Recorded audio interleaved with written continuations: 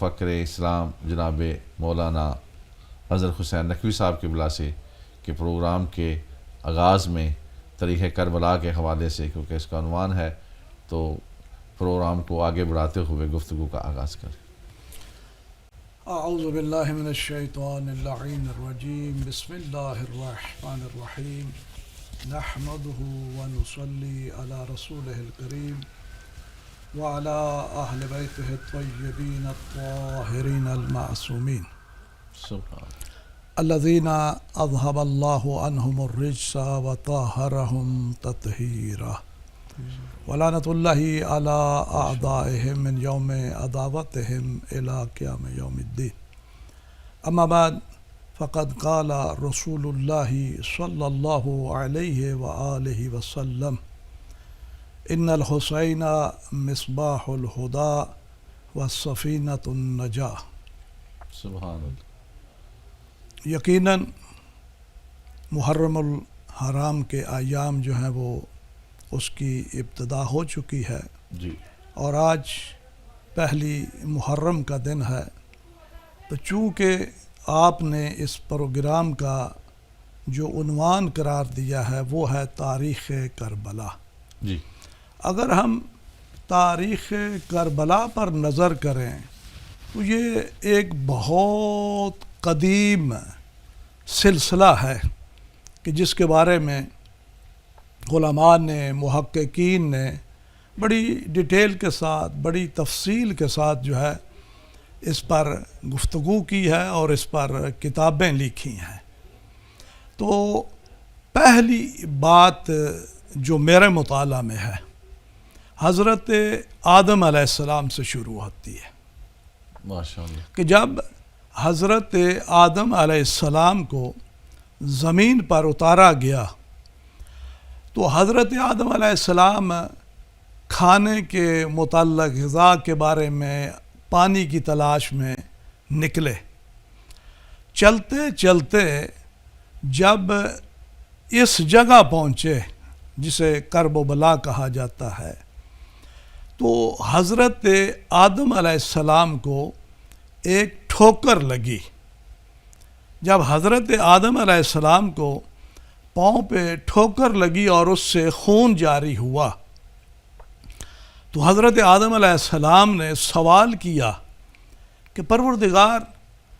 یہ کون سی جگہ ہے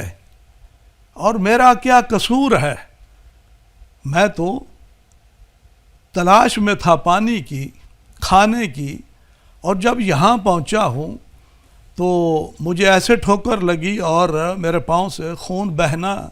شروع ہوا۔ تو حضرت جبرائیل علیہ السلام نے جناب آدم علیہ السلام کو جواب دیا، چونکہ اللہ کی طرف سے جبرائیل جو ہیں وہ امین وحی بھی ہیں۔ جی جی، تو جناب حضرت جبرائیل علیہ السلام نے کہا کہ اللہ فرما رہا ہے کہ یہ وہ جگہ ہے جہاں پر تیرا بیٹا ذبح کیا جائے گا۔ اللہ اکبر۔ تو حضرت آدم علیہ السلام نے پھر سوال کیا کیا وہ کوئی نبی ہیں یا رسول ہوں گے؟ تو جواب ملا کہ نہیں، وہ آخری نبی محمد مصطفیٰ صلی اللہ علیہ وآلہ وسلم کے نواسے ہوں گے جن کا نام حسین ہے۔ وہ اس زمین میں ظلم و جور کے ساتھ بھوکے اور پیاسے جو ہے وہ ذبح کیے جائیں گے۔ اب جب ہم نے تاریخ کو دیکھا تو سمجھ آتی ہے کہ یہ ایک بہت بڑا عظیم واقعہ ہے، کوئی عام واقعہ نہیں ہے کہ جیسے دنیا میں واقعات پیش آتے رہتے ہیں اور لوگ قتل بھی ہوتے ہیں، لیکن بہت بڑا عظیم جو ہے یہ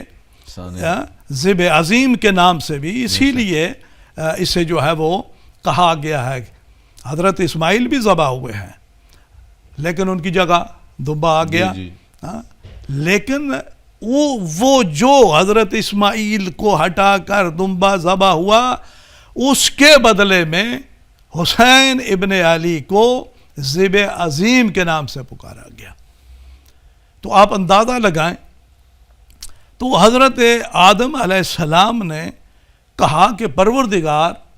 اس کو کیوں ذبح کیا جائے گا، قصور کیا ہے؟ تو جب جبرائیل نے جواب دیا، چونکہ اب سوال اور جواب ہو رہے ہیں، تو حضرت جبرائیل علیہ السلام نے کہا کہ یہ دین مبین کی حفاظت میں مارے جائیں گے، وہ دین کہ جو حضرت آدم علیہ السلام سے لے کر خاتم تک آیا ہے، اس دین کی حفاظت کے لیے حسین ابن علی کو ذبح کیا جائے گا، شہید کیا جائے گا۔ اس کے بعد جب حضرت نوح علیہ السلام کا طوفان آتا ہے، اور دیکھیں کہ جب تاریخ کو پڑھا جاتا ہے کہ ایسا طوفان کہ زمین بھی پانی ابل رہی ہے اور آسمان کے دروازے بھی کھل گئے ہیں، یعنی اتنا پانی کہ زمین سے بھی پانی ہے اور آسمان سے بھی، اور بڑے بڑے پہاڑ جو ہیں وہ بھی اس میں ڈوب گئے۔ اور حضرت نوح علیہ السلام نے وہ جو کشتی تیار کی تھی، جب تک کشتی تیار کر رہے تھے، اگر میں تفصیل میں جاؤں تو بہت لمبا ہو جائے گا پروگرام، تو لوگ مذاق کرتے تھے کہ یہ کیسا انسان ہے کہ اس خشکی میں یہ اتنی بڑی جو ہے وہ کشتی تیار کر رہا، اور اس کو خراب کیا جاتا تھا، وہ پھر تیار کرتے ہیں کہ طویل بحث ہے، میں اس میں نہیں جانا چاہتا۔ وہ کشتی کہ جو حضرت نوح علیہ السلام نے تیار کی تھی، جب طوفان نوح آیا ہے تو وہ لوگ کہ جو کشتی میں سوار ہو گئے انہوں نے ہی بچنا تھا، باقی سب کچھ جو ہے وہ تباہ اور برباد ہو گیا۔ اب جب یہ کشتی جا رہی ہے اور ایسی موجیں تھی، ایسا طوفان تھا کہ جب وہ اس کشتی کے ساتھ ٹکراتی تھیں تو جو کشتی کے اندر انسان موجود تھے، ویسے تو ہر چیز سے، حیوانوں سے بھی تھے، انسانوں میں سے بھی تھے، تو یہ جو ہے گھبرا جاتے تھے اور استغفار کرتے تھے، لا حول ولا کرتے تھے۔ اور حضرت نوح علیہ السلام نے کہا، یا اللہ تو نے خود اس کشتی کی حفاظت کی گارنٹی دی ہے، یعنی آپ دیکھیں کہ کتنا طوفان تھا، اور اس طوفان کے اندر کوئی چیز نہیں بچی، یہاں تک کہ حضرت نوح کا بیٹا ہے نا، تو